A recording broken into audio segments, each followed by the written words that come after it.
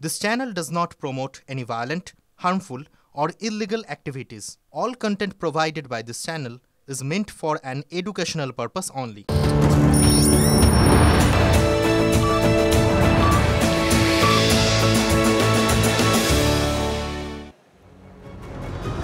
নমস্কার, আপনারা দেখছেন টিভি9 বাংলা। আমি শুভজিৎ রয়েছি আপনাদের সঙ্গে। ৫টায় ৫ কথা, আর ৫ কথা আমাদের বিশেষ বেশ কিছু খবরে নজর থাকে। আজকে ৫ কথায় কোন বিশেষ খবরে আমাদের নজর রয়েছে শুরুতেই দেখব। আজকের প্রথম ইস্যু কি আছে দেখাবো আপনাদের বিগ বলে। আজকের প্রথম ইস্যু ৫ কথা, আজকের প্রথম ইস্যু দোলের আগে রক্তপাত, কোথায় কি বৃত্তান্ত ইন ডিটেল আপনাদের বলবো। আজকের দ্বিতীয় ইস্যু সকালে তৃণমূল, বিকেলে সিপিএম, কার কথা বলছি, কেন, কিভাবে বলবো ইন ডিটেল আপনাদের জন্য। কিন্তু বিস্তারিত খবরে যাওয়ার আগে এই মুহূর্তের অত্যন্ত গুরুত্বপূর্ণ একটা আপডেট।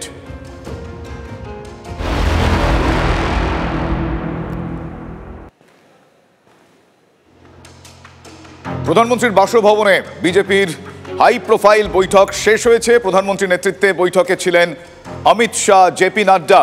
বৈঠক কিছুক্ষণ আগেই শেষ হয়েছে বলে জানতে পারা যাচ্ছে। আমার সহকর্মী জ্যোতির্ময় কর্মকার এই মুহূর্তে রয়েছেন আমার সঙ্গে টেলিফোন লাইনে। জ্যোতির্ময়, বৈঠকের কি আপডেট, কি জানা যাচ্ছে? দেখো, এই বৈঠক একেবারে বিজেপির কেন্দ্রীয় নেতৃত্বের সর্বশীর্ষ এই মুহূর্তে নেতৃত্বের বৈঠক, অর্থাৎ সেখানে প্রধানমন্ত্রী নরেন্দ্র মোদী, কেন্দ্রীয় স্বরাষ্ট্রমন্ত্রী অমিত শাহ এবং বিজেপি সভাপতি জেপি নাড্ডা রয়েছেন। গতকাল প্রায় 3 ঘন্টার বেশি সময় বিজেপির কেন্দ্রীয় নির্বাচন কমিটির বৈঠক হয়েছে এবং সেখানে যে খবর আমরা পাচ্ছি যে প্রায় 100-র বেশি আসন নিয়ে আলোচনা হয়েছে এবং নেক্সট উইকে আরেকটি কেন্দ্রীয় নির্বাচন কমিটির বৈঠক হতে পারে।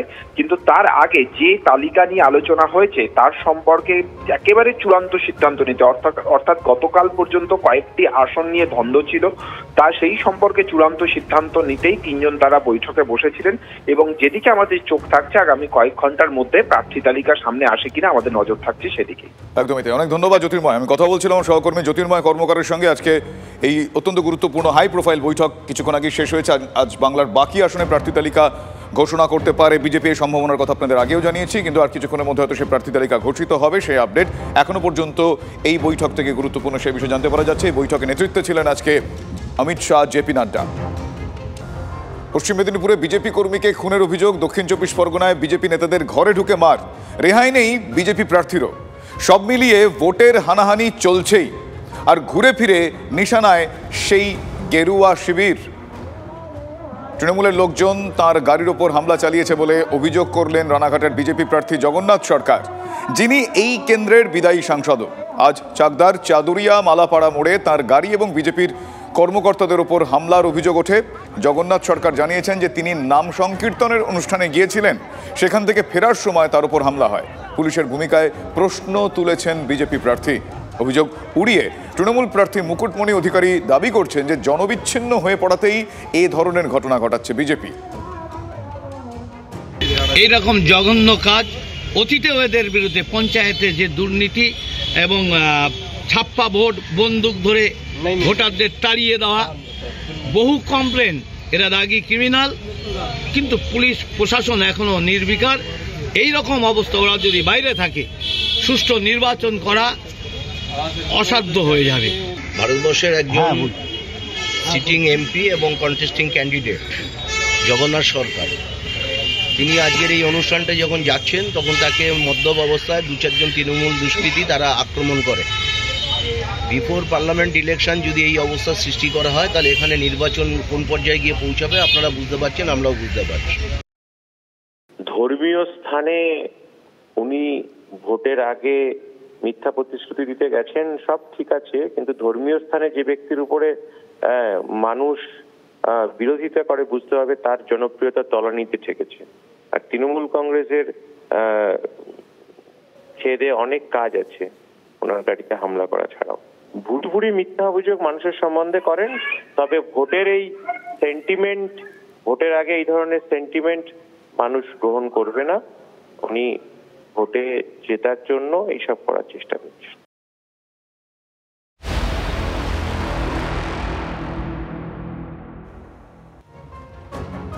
সকালে সিপিএম ছেড়ে তৃণমূল কংগ্রেসে, আবার বিকেলে সিপিএমেই প্রত্যাবর্তন।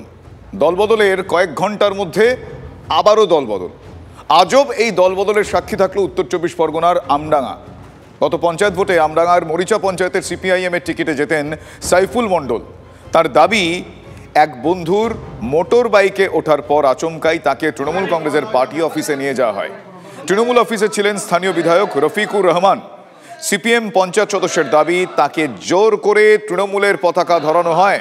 তৃণমূলের নাম লেখানোর পর বাড়ি ফিরে সাইফুল সিপিএম নেতাদের সঙ্গে কথা বলেন। তাদের পরামর্শে বিকেলে আবারও সিপিআইএম এর অফিসে গিয়ে পুরনো দলে তিনি যোগদান করেন। ভোটের আগে এই নিয়ে বিস্তর জলঘোলা আমডাঙ্গায়। বাংলার মানুষ মমতামুখী তৃণমূল উন্নয়নের জোয়ার বইছে, যাদের প্রগতিশীল, জাতীয়তাবাদী, গণতন্ত্রপ্রিয়, উন্নয়নকামী মানুষ, তারা মমতা বন্দ্যোপাধ্যায় বাইরে থাকতে পারে। বলাবার চেষ্টা হচ্ছে যে সিপিএম এর পঞ্চায়েত মেম্বার তৃণমূলে যোগ দিয়েছে, সর্বৈব মিথ্যা। যখন আমি যোগাযোগ করি, ও ওখান থেকে বেরিয়ে সরাসরি আমার কাছে চলে আসে, এসে বলে আমাকে সম্পূর্ণভাবে ব্ল্যাকমেল করা হয়েছে। আমি কোনো অবস্থায় বুঝতে পারিনি যে এরকম একটা কাণ্ড ঘটাবে। আমি ক্ষমা প্রার্থী, আমি সিপিআইএম এর মেম্বার, আমি সিপিআইএমেই আছি, আমি সিপিআইএমেই থাকবো। এই যে হচ্ছে শফিকুল মণ্ডল ঝন্টু। ব্যারাকপুরে জেলার বা ব্যারাকপুরে যিনি প্রার্থী হয়ে দাঁড়িয়েছেন, তার অবস্থা কত করুণ হতে পারে যে একজন সিপিএম পার্টির মেম্বারকে জোর করে ধমক দিয়ে জয়েন করাতে হচ্ছে, সে আবার 10 মিনিটের মধ্যে সঙ্গে সঙ্গে আবার সিপিএমে চলে যাচ্ছে। মানে দলের কোন জায়গায় চলে গেছে, কোন অবস্থায় চলে গেছে, এটা একটা বড় ব্যাপার আছে। মানুষের উপরে বিচার করবে কি কোন জায়গায় দিওয়ালিয়া হয়ে গেছে দলটা। কিন্তু প্রশ্ন হচ্ছে যে কেন সিপিএম এর সদস্যকে নিয়ে এত কড়াকড়ি, কেন এত দ্রুত দল বদল, এ প্রশ্ন উঠছে। বিজেপি সিপিএম নির্দলের নিয়ন্ত্রণে, বিজেপি সিপিএম নির্দলের নিয়ন্ত্রণে এই মরিচা পঞ্চায়েত। গত পঞ্চায়েত ভোটে তৃণমূল কংগ্রেস 10টি, বিজেপি 7টি, সিপিআইএম 6টি এবং নির্দল 1টি আসনে জেতে বিরোধীরা সেখানে বোর্ড গড়েন। বিরোধীদের ভাঙাতে সিপিএম সদস্যকে জালে তোলে তৃণমূল কংগ্রেস। তার ফলে এই সমীকরণটা বদলে যায়। সিপিএম এর সদস্য দল ছাড়ার পর তৃণমূলের সদস্য সংখ্যা বেড়ে হয়ে যায় 11, 10 + 1।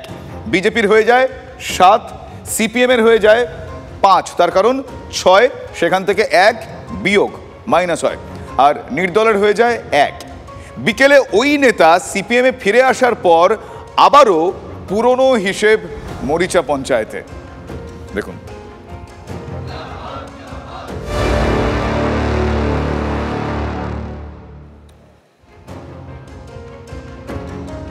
আর এই এত কিছু যেই বিষয়টাকে নিয়ে, তা হলো লোকসভা নির্বাচন। সেই লোকসভা নির্বাচন দোরগোড়ায় করা নাড়ছে, নির্ঘণ্ট ইতিমধ্যেই জানা হয়ে গিয়েছে আমাদের সবাই। ফলে প্রচার এই মুহূর্তে পুরো দমে চলছে। কেউ কাউকে 1 ইঞ্চি জমি ছাড়তেও নারাজ। ওই বলে না, বিনা যুদ্ধে নাহি দেব সুচগ্র মেদিনী, তেমন একটা সিচুয়েশন। আর যত দিন এগোচ্ছে ততই প্রচারের গতি বাড়ছে। না, শুধু গতি বললে বোধহয় কম বলা হয়, প্রচারের গতির সঙ্গে সঙ্গে বহরও বাড়ছে। তার কারণ কে কিভাবে এই প্রচারে চমক আনতে পারেন, কে কিভাবে এই প্রচারে প্রার্থী হিসেবে তিনি যেই দলের প্রতিনিধি, সেই দলের বিশ্বাসযোগ্যতা, যাকে বলা হয় ক্রেডিবিলিটি, সেই ক্রেডিবিলিটি বা বিশ্বাসযোগ্যতা অর্জন করতে পারেন, সেই মতোই প্রচারের প্রসার এবং বহর চলছে। এই সময় কোনো ছুটির দিনকেই কেউ ছেড়ে দিতে রাজি নন, বিশেষ করে রোববার। এছাড়াও যে সমস্ত ছুটির দিনগুলো রয়েছে, যেরকম আগামীকাল রঙের উৎসব, এই সব কিছু মিলে এই মুহূর্তে প্রচারের বহর দেখতে পাওয়া যাচ্ছে সব রাজনৈতিক দলেরই প্রার্থীদের। আর এই অবস্থায় রাজ্য জুড়ে প্রচারের ঝড় তুলছেন ডান বামের হেভিওয়েট প্রার্থীরাও। দেখাবো আপনাদের। ছুটির রবিবারে আরও বেশি ছোটাছুটি। ছুটির দিনে ভোটারদের কাছে পৌঁছতে অলিগলিতে শাসক বিরোধী সহ দলের প্রার্থীরা ঘুরতে হচ্ছে সকাল থেকে বিকেল। প্রচারে ঝড় তুলতে কোনো খামতি রাখছেন না তারকা প্রার্থীরাও। প্রচারে রং এনে দিয়েছে দোল। সোনারপুরে একে অপরকে আবির মাখিয়ে নির্বাচনী প্রচার সারলেন 2 অভিনেত্রী। যাদবপুর কেন্দ্রের তৃণমূল প্রার্থী অভিনেত্রী সায়নী ঘোষ ও সোনারপুর দক্ষিণ বিধানসভা কেন্দ্রের বিধায়ক লাভলি মৈত্র দুজনেই এদিন দলীয় কর্মীদের সঙ্গে আবির খেলেন।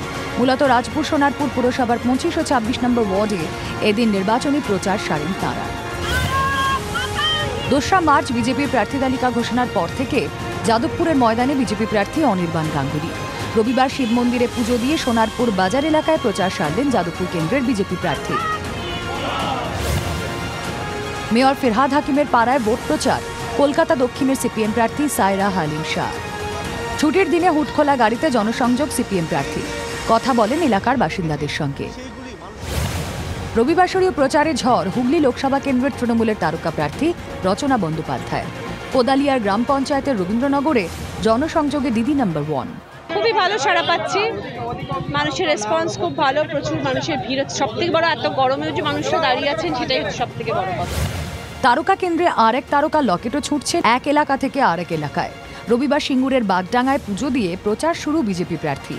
পরে দাইপুকুর কালী মন্দিরে পুজো দেন লকেট, স্থানীয়দের সঙ্গে আবিরও খেলেন। হুগলিবাসী তারা নিজেরা যে নিজেদেরকে সংস্কৃতি, যে নিজেদের কালচার ধরে রেখেছে, আমার নিজের ভালো লাগছে। আস্তে আস্তে পারদ চড়ছে উত্তাপ ভোটের ময়দানেও। বাঁকুড়ায় জোর কদমে ভোট প্রচারে বিজেপি প্রার্থী সুভাষ সরকার। মোড়ে মোড়ে ঘুরে প্রচারে সুভাষ সরকার। কাজের খোঁজে আসা শ্রমিকদের সঙ্গে কথাও বলেন বিজেপি প্রার্থী। জনসংযোগে খামতি রাখতে নারাজ তৃণমূলও। গোপীনাথপুরে চপের দোকানে হাজির হয়ে কর্মী ও স্থানীয়দের সঙ্গে চপ দিয়ে মুড়ি খেলেন বাঁকুড়ার তৃণমূল প্রার্থী অরূপ চক্রবর্তী। ছুটির দিনে নিজের লোকসভা কেন্দ্রে প্রচারে শ্রীরামপুরের তৃণমূল প্রার্থী কল্যাণ বন্দ্যোপাধ্যায়। ঘুরে ঘুরে জনসংযোগ তৃণমূলের হেভিওয়েট প্রার্থী। এদিন ডানকুনির চাকুন্দি থেকে গোবরা পর্যন্ত জনসংযোগ করেন শ্রীরামপুরের তৃণমূল প্রার্থী।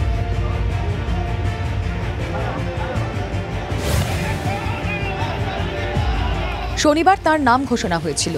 24 ঘন্টার মধ্যে ভোট প্রচারে মুর্শিদাবাদ লোকসভা কেন্দ্রের সিপিএম প্রার্থী মোহাম্মদ সেলিম। পাল্টা খোঁচা দিতে ছাড়েননি কুণালও।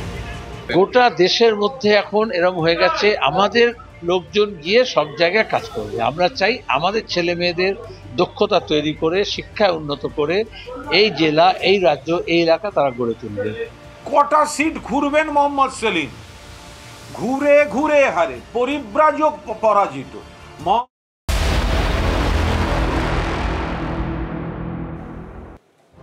বারবার 3 বার ফের শাহজাহান শেখের বাড়িতে তল্লাশি সিবিআই এর। সকাল সকাল সিবিআই এর টিম হাজির সন্দেশখালীতে। সঙ্গে আনা হয় গ্রেফতার হওয়া 2 অভিযুক্তকে। এক অভিযুক্তকে একটি দোকান চিহ্নিত করেন এবং সেই দোকানের মালিককে জিজ্ঞাসাবাদ করা হয়। শাহজাহান মার্কেটে গিয়ে ঘটনার পুনর্নির্মাণ করেন তদন্তকারীরা।